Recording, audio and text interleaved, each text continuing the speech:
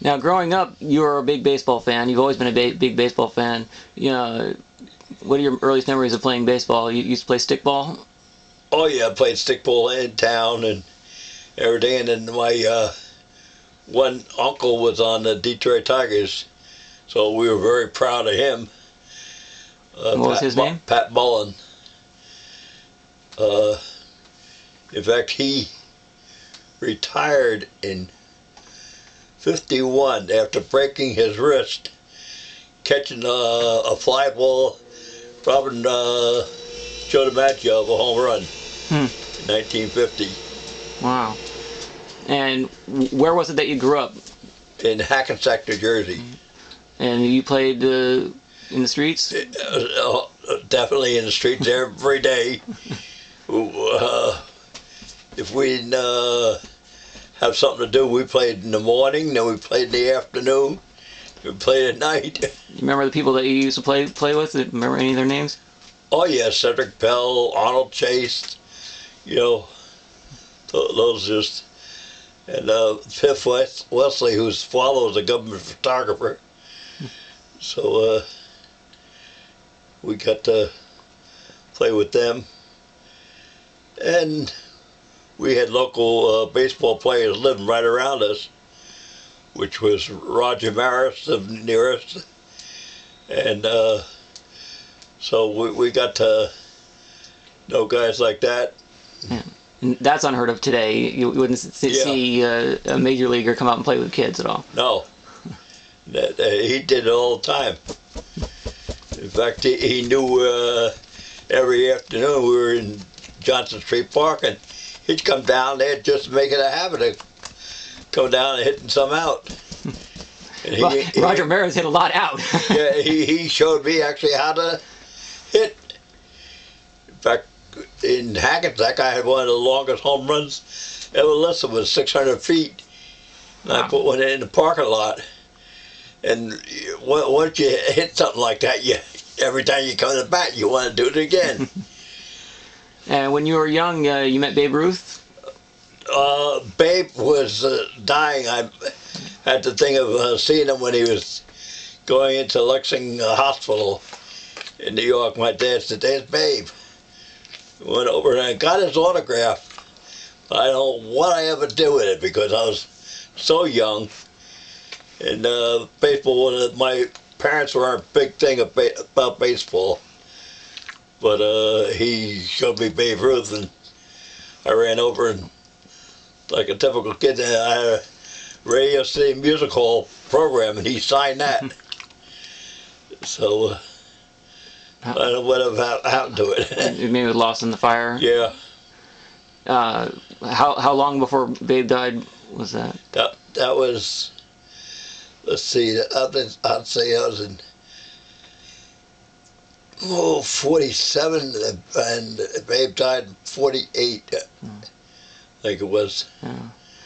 And tell me about your story about when you were in high school playing baseball. Well, You talked about the big home run. Yeah, I hit some big ones, and one was just shy of 600 feet, and hit quite a few of them. And in fact, I hit our school and went over to school, and they hit a car at the traffic light in front of the school, and it was Dan Topping. Well, in those days, we didn't know the owners of teams, and he come around the school to see who the hell hit the ball. Yeah, you can explain who Dan Topping was? Dan Topping was the president of the Yankees. And they had me have a tryout 2 days later in Yankee Stadium. So Casey Stengel said I had good potential, but I was a spoiled little brat.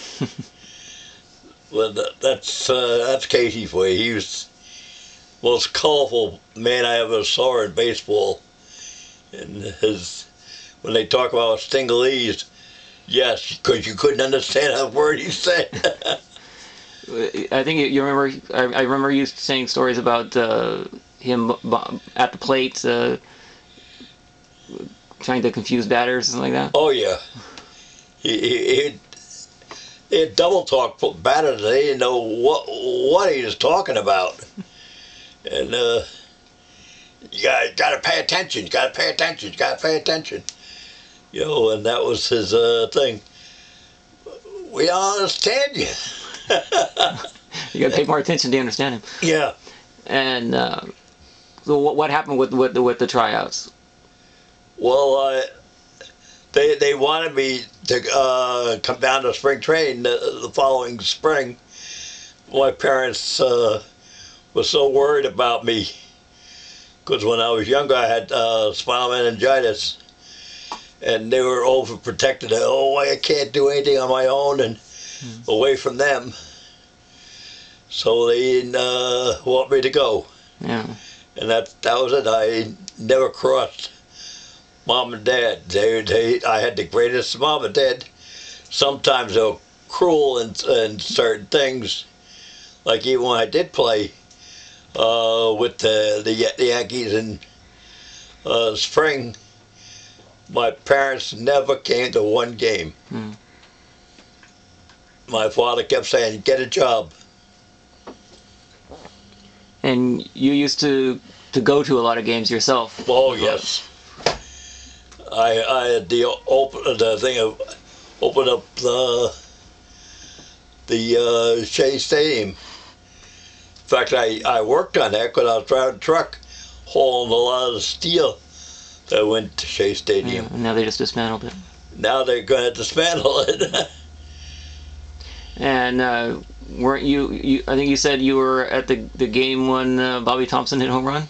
Yeah, in '51. In fact, I had to duck down because I didn't want to pick it up on TV because I was supposed to be in school. I ditched school that day when Bobby Thompson got the big home run. It went right alongside of me about 50 feet. That was the Giants. That was a Giants beat the Dodgers. All right. That was the New York Giants and the Brooklyn Dodgers. Right? Yeah. And we had another relative who played baseball with the name of Odell. Yeah, that was my cousin, Billy Odell, who started with Baltimore. And then he come to the Giants next. And then he went to the Yankees. now you said you went to go see him, but there was like a schism in the family, and they didn't like you to go see him or something like that. Yeah, there was a pulling of the family apart, and they didn't want me to go see him a lot. But whenever I could, that nobody knew where I was, I used to go to see him. He was a good left-hander. I'm surprised he never went further than he was, but he I think got tied up in the whole family feud too, and he missed the family reaction.